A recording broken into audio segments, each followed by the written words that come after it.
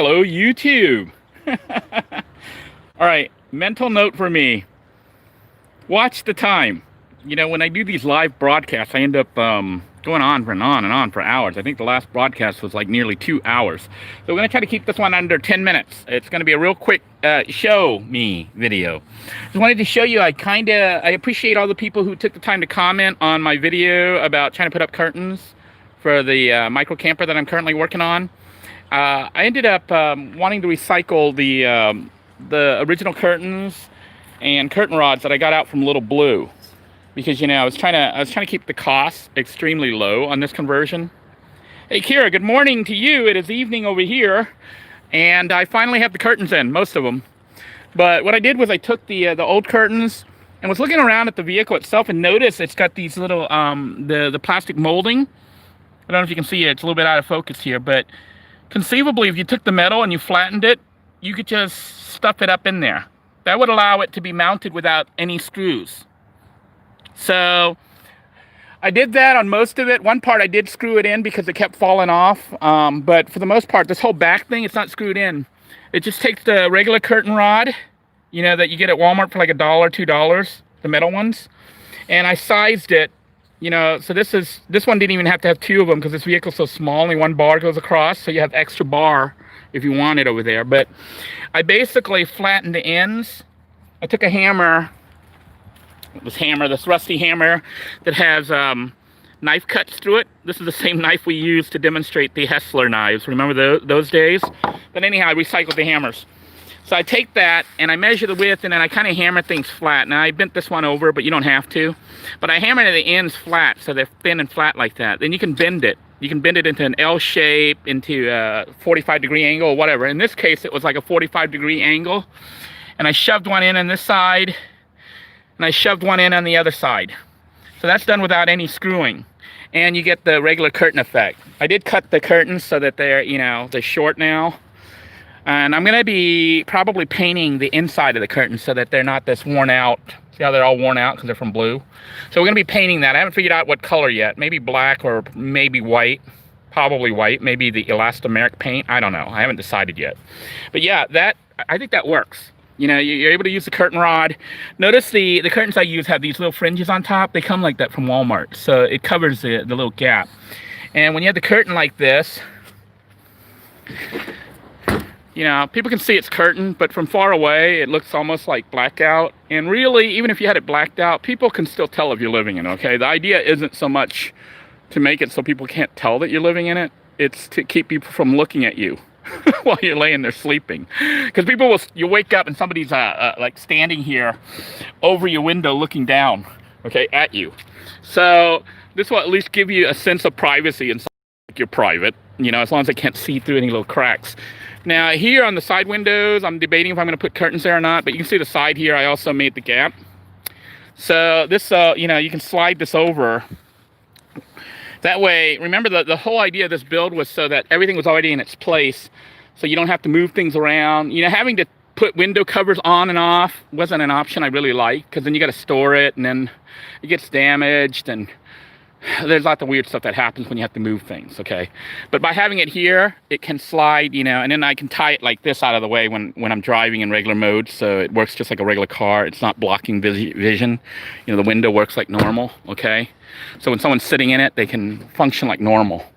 And I cut it short enough so that, you know, it doesn't get caught in the door jambs and mess up. I don't know if you can see here, I have installed the Igloo little refrigerator my wife gave me. It's a little 12-volt refrigerator. I don't have it hooked up to the solar or anything right now, although that might happen in the future. And so you can be able to access, you know, the store's little jam, so I might have to figure out something else, maybe put it sideways or something, I don't know. But this can be used to cool 6 soda cans.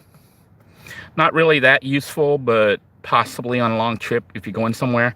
My thought on it is not to run it all the time. And as a matter of fact, it won't be hooked up to the vehicle's house battery system. What I was thinking of doing is hooking it up to the car's system. So it would only come on when I'm driving and I turn it on through plugging it into the cigarette lighter at the front dash. And that would be done when I'm on like a long trip, you know, going somewhere for a couple hours or whatever. So it would run off the car's battery to cool down this Igloo cooler to cool the drinks. So not meant for usage all the time, unless I can run it off the house battery without it draining overnight. The house battery is really being kept mostly to run the fans. I don't know if you can see the 3 fans that are inside, plus the TV, you know.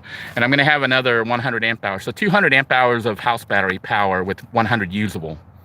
That runs the TV and the lights at night when I wanna watch TV for a couple hours and the lights all night. I don't know if it'll run this too. It might have to be tested. But this will allow me to have cold drinks. What else? Nothing else new other than, you know, just putting the curtains in.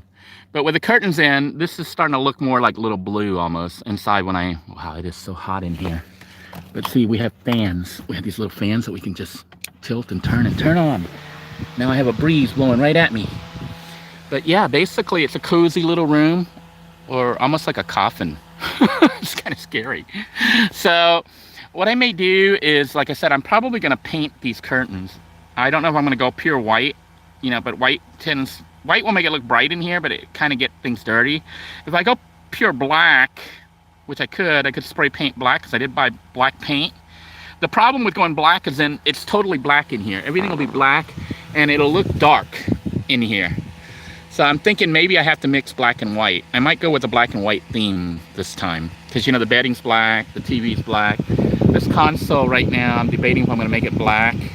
I might make it black. Or I might go white. Same with the armrest, the light thingy, my little, you know, side table here, if you want to call it a drawer or whatever, a dresser unit or whatever. But basically, by painting it white, I could give it a little bit of contrast in here and make it not so dark inside. So what do you think? I'm just reading here. It says, people are just chatting. Kevin wants to know if I'm planning on living in the vibe. Potentially. It depends on, with COVID, what's happening right now. And it's not just me, it's everybody. That's the sad truth is, everybody's plan, not just mine, everybody's plan for travel or even their life situation, retirement or anything else like that is being uprooted by the coronavirus. I was just talking to one of the engineers at work. He said he'd been working there for 38 years. He's getting ready to retire in a month. And, you know, he sounded kind of happy, but kind of not happy. So then I was on lunch break. I was on break and he came by and I said, hey, so have you got plans for what you're going to do after you retire? And he says, not really, but he had thought of traveling, but then he had this bummed look on his face, which I think is happening to a lot of people right now. The people who have worked all their lives and are now getting ready to retire or are already retired right now. And we're planning on road trips and traveling across the country, even traveling across the world. You can't do that. I mean, you might be able to travel in the United States to a limited extent still right now, but they may even shut, you know, previously they shut roads down. They shut the highway down. They weren't letting people into states, various towns. So that can happen again because there's supposedly a second wave coming through of coronavirus. I know Florida has opened everything back up as if nothing's going on, which I think is silly, but the states aren't responding the same way. All the states are being left to their governors, and they're all responding differently, which is messed up for a country. You know, you have a country with each state behaving differently, and then within those states, the different counties are behaving differently. So it's really confusing for everybody. But the issue is travel has become an issue. And, you know, I am converting this little camper as a project just to keep myself busy, but also Little Blue is being retired, even though she still runs right now. The issue had been that the undercarriage is so rusted that it's hard to lift it up to change the tires. You know, and the front tires are, I don't know if you can see, they're not fully bald, but they're starting to get bald. And it rains a lot in Florida, so this is kind of a hazard. I don't want my kids in it when we're out there and it's raining. So I tried to get the tire changed at Walmart. They said they couldn't do it because they couldn't lift it up without the vehicle falling apart. Because, you know, they underneath under where the wheel well is near there, it's rusty. I mean, I think a shop that has a specialized or manually jack it up, they could find a spot to jack it up and change the tire. So if that were changed, the vehicle's fine again. You know, it's as fine as it will. I mean, It's as fine as you can expect for a vehicle that has 400,000 miles on it, you know. So blue is still running, but I'm getting rid of her. I'm probably going to end up, I might either scrap her completely or sell it to somebody who can use her really cheap, you know. But definitely, they have to change the tires out. You don't want to be driving on like practically bald tires. This Vibe, my wife's letting me use it and convert it because the other vehicle's out. So it has been converted. It's actually got a lot more features than even Blue had, like the ability to have TV projecting out so you can sit and chill. I'm debating about putting the solar up, because if I put the solar up, there's a chance I could run the refrigerator nonstop. As long as the battery at night doesn't completely drain, and the next day, you know, the solar completely charges it up. But I no longer have access to this giant solar panel. This is a 255 watt panel that I'm not going to be able to put on this car because obviously the real estate, the rooftop is smaller here. So, you know, not enough room to put up a huge solar panel. I'm only going to be adding the Harbor Freight. I think it's a 25 watt panel. So it's meant for trickle charging. As far as this stuff, yeah, you can mount it like here. Let me show you the side, how this was done. One side, I ended up screwing it in because it was scratching up the panel. And then I said, screw it. This side comes off, but see how I bent this? Just to show you how it was done. I flattened the metal, then I bent it down, you know, like a diagonal here. So it would come in and then sit on the ridge. So that was done without any screwing. And then the back, I'm a little concerned about that because it does make a gap, but it just got shoved up in there. The idea for this build was trying not to put screw holes all over the car. I was trying not to have to physically mount anything. So stuff was being mounted onto the bed platform. This is part of the bed platform. So I was mounting things to the bed platform, like even the TV. So it's mounted to a platform, the bed platform. It's not mounted to the car. So that you could take this out without unscrewing things. You know, you just lift the stuff and take it out modular, similar to like Tim's design, but looking a little bit more like a complete RV type setup. Like even the back there, I don't know if you can see the fans and the lights back there. They're mounted onto the bed console. It's not mounted to the car. That thing goes up like an inverted L or sideways L, and then everything, you know, kind of screws together on that, or like the lights screwed onto there. The fan just clips on. I did all that so that there would be no holes all over the place. But I kind of put a hole here on this side. You see the scratch marks all over that? That was me trying to mount the stupid thing like this side. But for some reason I couldn't do it on that door. I couldn't bend it right, and it kept sliding and scratching and kept falling off on that side. So I gave in and I just went ahead and screwed one hole there. So it has a hole like a little Blue did, but only one little hole with a tiny little screw. So all the curtains are up other than the side here, which I was gonna try to show you here. So these curtains are all up, and the plan is, like in normal driving mode, I can put them aside. I might even tie them, or I might just slide them over like this, you know, out of the way. So they're like slid out of the way, tucked in here. And the car looks normal, so you can drive and you can see, you have the same visibility you would, well, slightly less, but 90% of the visibility that you have as if, you know, the car was a regular car. And when you want to convert it, you just pull the curtain out. No moving the little window shade thingies, you know. Now the side windows here, I haven't decided yet. I think they're too small. They're like a weird shape. I might try putting curtains up there, but really what I'm thinking of doing on the side, I might go ahead and put the paper, you know, or whatever, and black it out completely. Possibly give up my little side windows, although I kind of like it. So I'm leaning towards trying to see if I can put a curtain up. But see, unlike the door ones where you have the holes where the plastic can go in, the side windows, you'd have to screw it in or something, or get a little metal rod, you know, the little tiny rod, and run that across. So I might try that out just to see how it goes, but I'm leaning more towards blacking it out completely using poster board, black poster board or something. It's just small little windows, and I can pull it out if I want the visibility, like I'm laying somewhere in the woods or in the beach or something and I want the window. So you can pull it out, so it won't be permanent, but most of the time it'll be covered because I don't like having to move things around and take things apart. But yeah, the vehicle's mostly done. The last components that I need to put in are basically the safety stuff, you know, like the fire hydrant, the carbon monoxide detector, and the kitchen. That's the big thing, is the kitchen. Also, trying to figure out how to handle a back kitchen, because you got all the space back here when the vehicle's parked with the hatchback up. This is a little bit shorter than Little Blue, so if I'm not careful, I hit my head here. You see how tall I am? I will hit my head on this thing. So I got to kind of slouch down a little bit. So I'm debating, you know, I can carry a board. Matter of fact, that front board area there could possibly come back here. So I might try that out and extend it out and see if it makes a little table. Because if it makes a little table without it being on the ground, like a table this high right here, then you could cook back here. So if you go camping somewhere, you can bring that back and then you can set it up and you can cook using a butane or a propane system without having to set it on the floor or a picnic table. You know, you just use it in the car. And what's powerful about it is you have the hood, I mean, not the hood, the hatchback, which will keep the rain from hitting you. So you can do this in the rain, under the rain.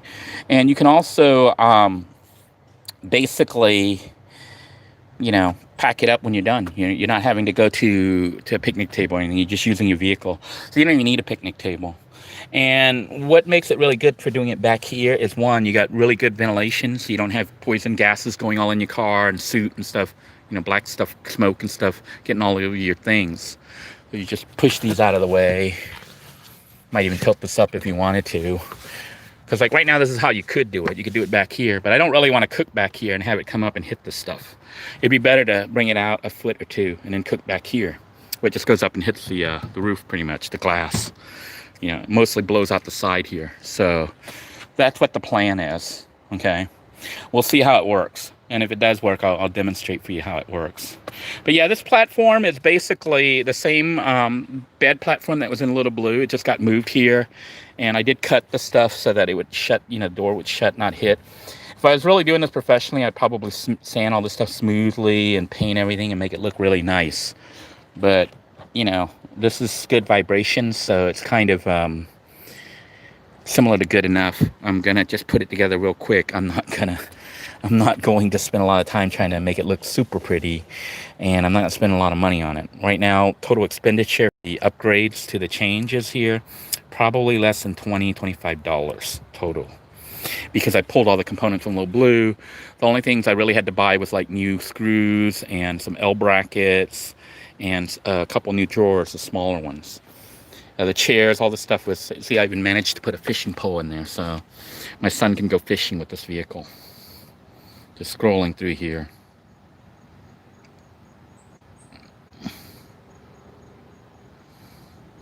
Yeah, Kira is saying, don't go black. I'll get all depressed. Yeah, the thing about black is when you're laying in there, it's all black. I think she's right, you know. When you look around and all you see is black, it makes you not want to be in there. Now, I may go white. The interesting thing is I may try different colors. See, I could conceivably go blue in here, just to remind me of blue. Or I might do, I don't know. If I decide to do something, it may be something different, just to do an experiment. Because, you know, this channel, like I said, is about experimenting. So if I figure out a way to do it so that the curtains, when they're shut, they don't look so much like curtains. They look like walls, really nice walls. Then I might do that. And if I can do it and do it so, I kind of wish I had a decorator with me, you know, like a female decorator or a gay friend. All right, that was bad. But, you know, it seems like a lot of gay people are really good at decorating. But they really know how to make things look nice. I need someone who has interior design skills. My interior design skills are this is what it looks like. Okay, so I want it to look nice, but I'm not quite sure how to make it look nice. So if you guys got ideas, make sure you give me comments and suggestions. Let's see. Prism says, yep, keep getting tested weekly. I retire in June. I do feel sad for you and all the other people who are retiring, and even myself included, because, you know, you spend your life working and trying to get to the point where you can chill and relax and travel and do all these things, and now suddenly it's like actually out of your control. So the only thing I can say is keep praying, keep making your plans, because if you don't make those plans, depression starts to set in. Like when I was talking to that coworker, I was like, so what's your plan? He's like, well, he was kind of hoping to travel, but then, the reality of the situation hit and he started getting really depressed, but I was going to tell him, I was like, hey, what he said was this, and it's the same thing I think Timothy was talking about, okay? Because Timothy, I don't know if you know, just retired, okay, recently. A lot of times you spend your whole life, those of you who work harder than me, you spend your whole life working this job, and you actually manage. Unlike me, I've worked so many different career fields, okay? It's crazy. I can tell you all the different fields I've worked in. But if you stay in one job, and that's what you do for like 10, 20, 30, this guy did it for 38 years working on rockets, okay? So to suddenly stop what you've always done all your life is kind of a scary thing, because you're not sure what you're going to do with all that time. But if you're like Timothy's actually been building different van builds, car builds, and testing all these things, and started up vlogging on YouTube. So I don't know if you've seen Timothy's videos. He's getting better with each video. He's getting a little bit more comfortable with the camera, more comfortable. Look at this water. I don't know if water got in here or what. Yeah, this is bad, but good enough, right? So anyhow, basically, you want to keep yourself busy, and I think keeping yourself busy by doing projects like working on camper vans, planning even a little road trip. Basically, you want to keep your mind engaged, or gardening. I think getting involved with the Pay It Forward channel, the Starfish Network, is a good thing, because there's going to be a lot of adults, well, not adults, but people there of different ages. Ranging from the younger folks who are on our channel to those who are retired, okay? And you'll be able to connect with someone there on a personal basis. So once you get to the Pay It Forward YouTube, try to connect with the people that are on that channel, because a lot of those people there, they have access to the Starfish Network on Facebook. And you have to be invited in there by an existing member, because they're vouching for you. And that's being done for the safety of the group, so that everybody who's brought into the group has been cleared by an actual person that was already in the network. And we're doing that because of what happened with the Living in a Van Facebook group. It grew to more than 20,000 people. And I don't even know who those people are. And I'd say 90% of them didn't even know that I'm the founder of the group. They were actually attacking me in the group. So I'm like, okay. And it wasn't designed for people to know me, which is why they didn't know me. I don't go in there and post and say, hey, I'm the group creator and all that. I don't do that. It was set up to kind of run itself so that the people would help each other, which is kind of what the intent of the Starfish Network and the Pay It Forward channel is. Some people are thinking it's going to be like a charity thing where I do all this stuff and try to help people. You're missing the point. The idea of setting up that channel was to try to get it monetized so that it would generate money for the group, so the group could do things like maybe even buy land, maybe buy stuff for the group. It was a way for the group to generate money to run itself, so that, let's say you had members on there that wanted, were homeless or whatever, needed a car or something, you had to raise some kind of money. That group would have money. Okay, so right now it's not functioning like that because the group isn't monetized, and it had been on hold because of all the troll attacks, which I finally got rid of the trolls, but they're still there. But I'm keeping an eye on them and stuff, and I'm going to bring that back. We'll be involved in relaunching it again to try to get it going. But as far as what happens with that group is that the broadcast is just like, when there's a message or something to share for the group and a chance for people to do live chats. But as far as getting assistance and things like that, it's going to have to be done through the Starfish Network, which is on Facebook. And you can only get in there if one of the existing Starfish vouch for you and invite you into that group. And right now, because the group doesn't have any funding from the YouTube channel, if you're getting any help from there, it's coming directly from the members there. So, consider yourself surrounded by friends there. We're all friends in that group. And it doesn't have, like right now, I think it's got probably less than 24 people in it. Okay, and it's growing as more people hear about it and I start to broadcast and bring it back online. But I don't intend for that group to become 20,000, 50,000 people, because it becomes kind of you can't manage it. It's too big. But even as the group starts to grow and become like maybe a couple hundred or a couple thousand people, I don't really see it growing more than a couple hundred, maybe even a couple thousand people. But what I recommend for using that group is to form your own little cliques, your own little tiny group of 5 to 10 people at the most. That, I mean, you can have more friends than that on there, but the 5 or the 10 are your little circle, your little tribe, if you want to call it that. And the reason for that is you always have somebody that you know on a personal. It's hard to know 20,000 people, okay?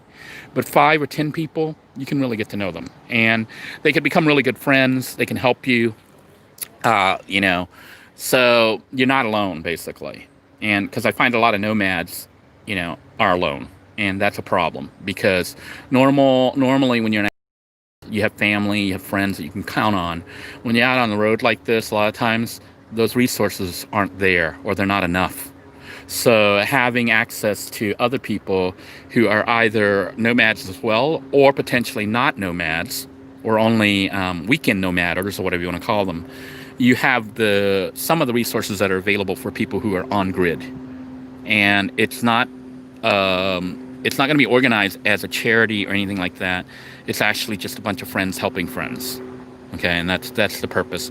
If we can get the channel remonetized again, and you know, not remonetized, but actually to the point where it's monetized with enough views and stuff on there, then the pay it forward channel will make money that'll be used for the group.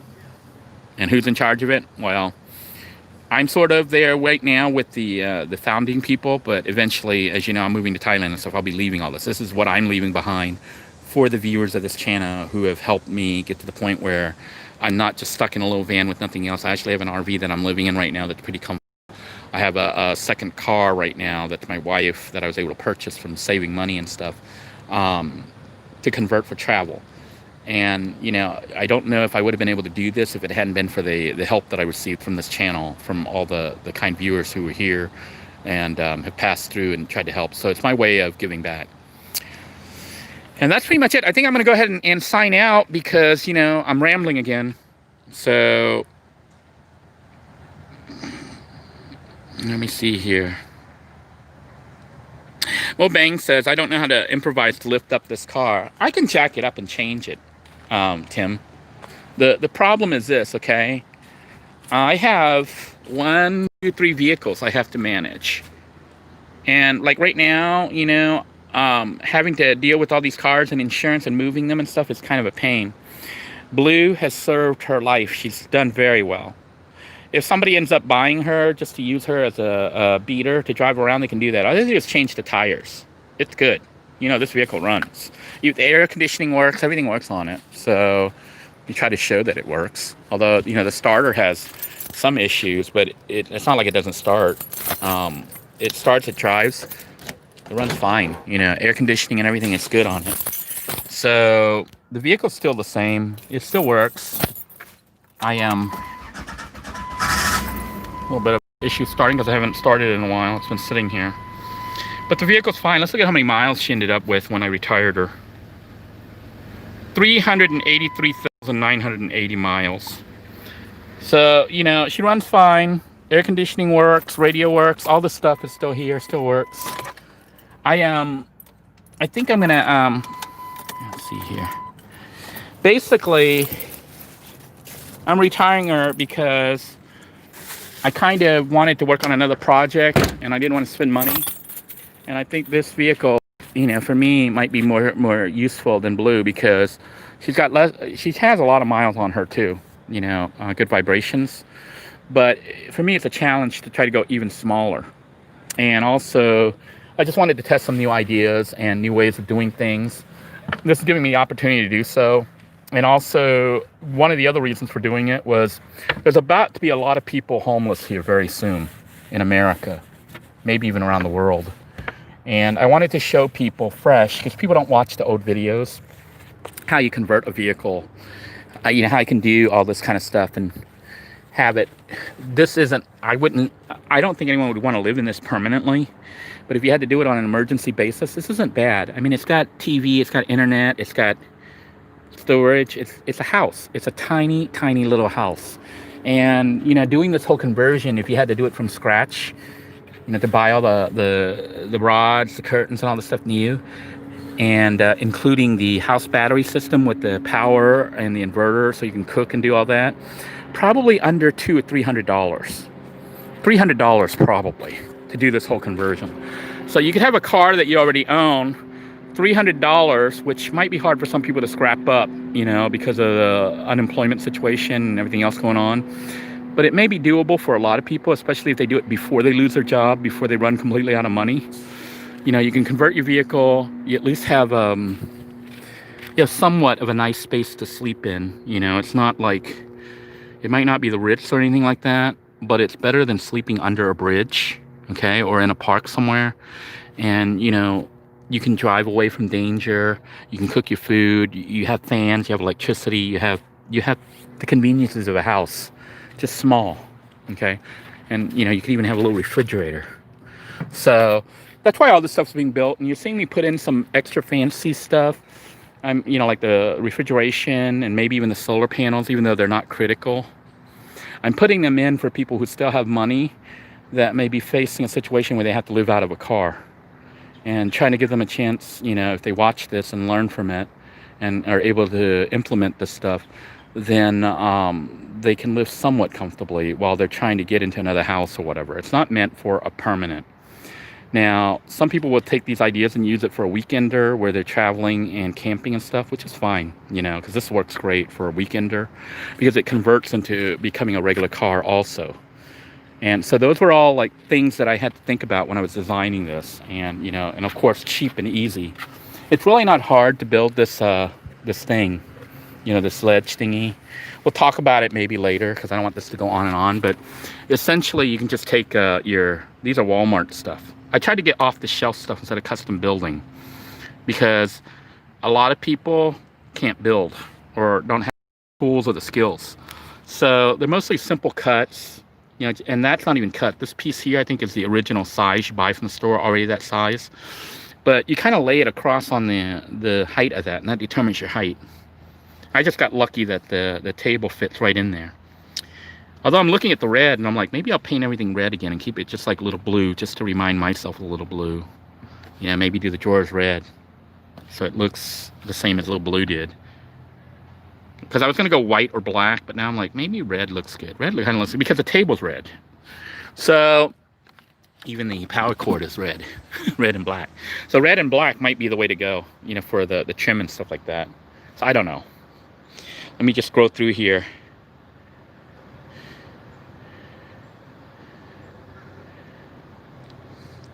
Prism says that they've got a weird shaped window and they cut a shape from the sunscreen. That's a potential idea, but what I'm thinking is, you know, just tag board, you just cut it and then just slam it in there, which I had before. It worked fine, but I didn't like the way it looked on the inside. But one of the viewers on this channel suggested, like, on the inside, putting like gift wrap paper or some other colorful patterns so that it doesn't look so depressing. If you put like gift wrapping or wallpaper or something that makes it feel more cozy, it may be better than just sticking a piece of black black cardboard or something there. I definitely didn't like the idea of using the Reflectix, you know, that a lot of people do, because I think that looks kind of tacky. It looks like insulation to me, which it is insulation, but I would prefer like the curtain look, you know, because the curtains, see, look at that. We look at the curtains, even though they're kind of bad right now, they're raggedy. I'm going to try to paint them instead of buying new ones. If I buy all new curtains, I could probably get away for another $20, $30 in curtains, which isn't bad if you have a house and you have all brand new stuff. But I'm trying to do this as cheap as possible. I'm trying to use existing stuff from my other builds, which, you know, this stuff's like 4 years old. Okay, those of you who've been with the beginning, this is the original curtains from the original build of Little Blue 1. So it went through, I think even before Little Blue 1. Yeah, this was from Hannah the Pontiac Montana, and all those other vehicles. So those are all originals. Let's just scroll on through here.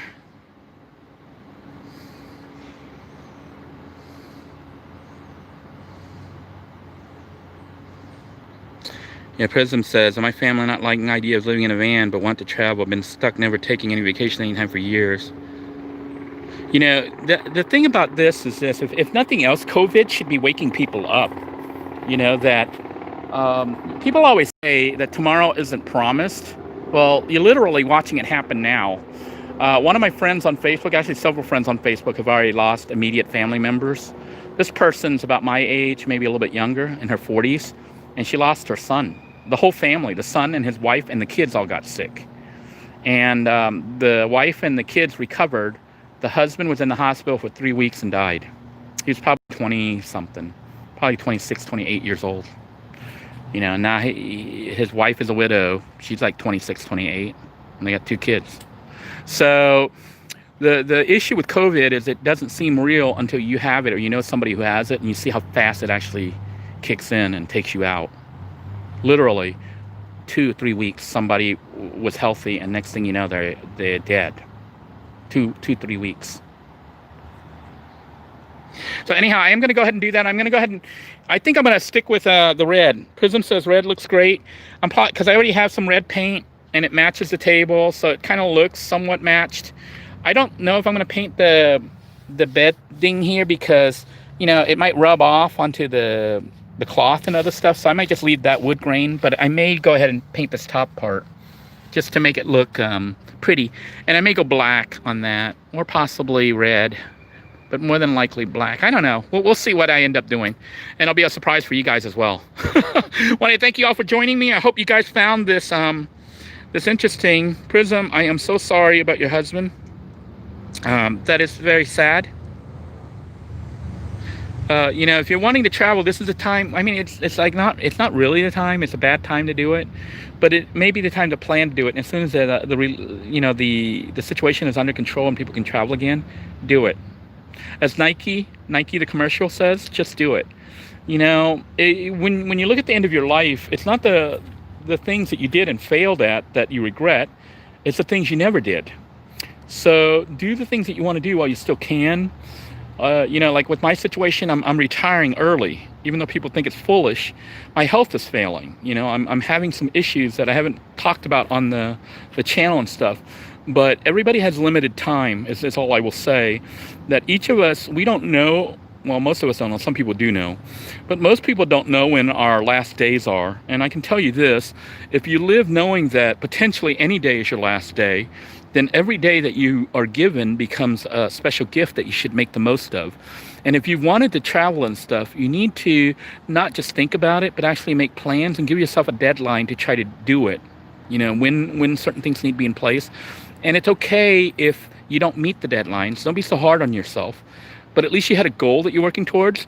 If that deadline comes and you didn't get exactly where you got, hopefully at least you went forward towards it. You just extend the deadline and try to readjust it so that you're working towards your goal, so that your life isn't just sitting there with regret, saying, I wish I had done this. If you wish you'd done it 5 years ago and you're still alive right now and you have the opportunity right now, do it. Because you don't want to wait another 5 years and then say, shit, I should have did this 10 years ago. Okay? Because if you still have the time to do it, I do recommend doing it. And yes, there is always a risk. You know, everything in life is a risk. Just being alive is a risk. But making plans to do what you always wanted to do, you should try to do it before you die. Because this is your life. And, you know, even though in Asia, a lot of people believe in reincarnation, you have multiple lives, okay? This is your life right now for this life. And if you want this life to go a certain way, you really should work towards that. With that said, I do wish you all good luck. I wish you all well. Prism, 57 is a good age. You're just slightly older than I am. But I'm going to do it at 50. I'm doing it at 54. Although right now with the situation, I'm thinking I might have to try to make it one more year. I don't know if I'm going to work the full year. I may end up leaving. But the way the situation is right now, I can't just leave right now. I was hoping to be in Thailand in January, but that's not going to happen because that's events beyond my control. But I'm dealing with what I can. And with this vehicle here, some of you are like, he's spending a lot of time working on a vehicle and he's going to go overseas. Well, I had researched, you know, Thailand, just looking at cars and stuff. They're super expensive in Thailand. If you get a new car, there's like a 30% import fee. And then they're just rare. They're just really hard to get. They're expensive. And looking at it, it's expensive to import a car to take it over there.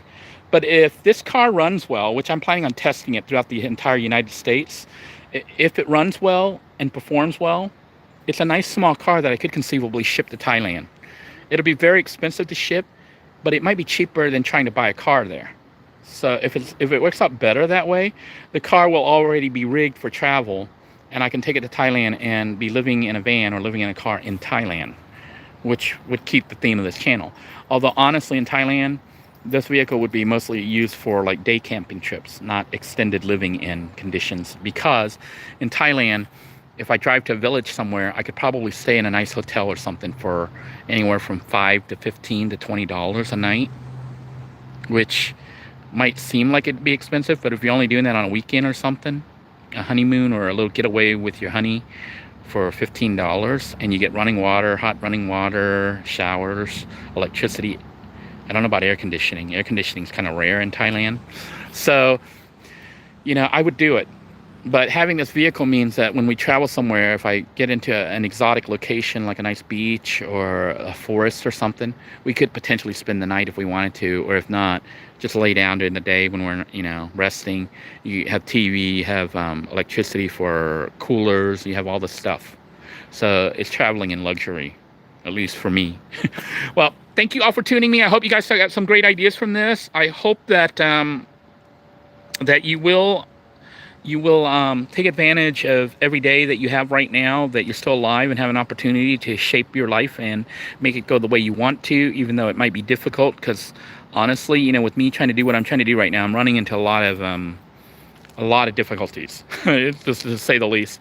But I continue to press forward, because if you don't press forward, there's a chance you're going to slide back and you can end up further than where you are right now. So continue working towards your dream, work towards that, and know that even COVID-19, just like everything else in life, it's a temporary situation. Nothing in life, is really permanent unless you die. And even then, if reincarnation is real, then you're going to come back anyways. So, but do try to enjoy yourself. Take care, everybody. God bless you all. Bye-bye now.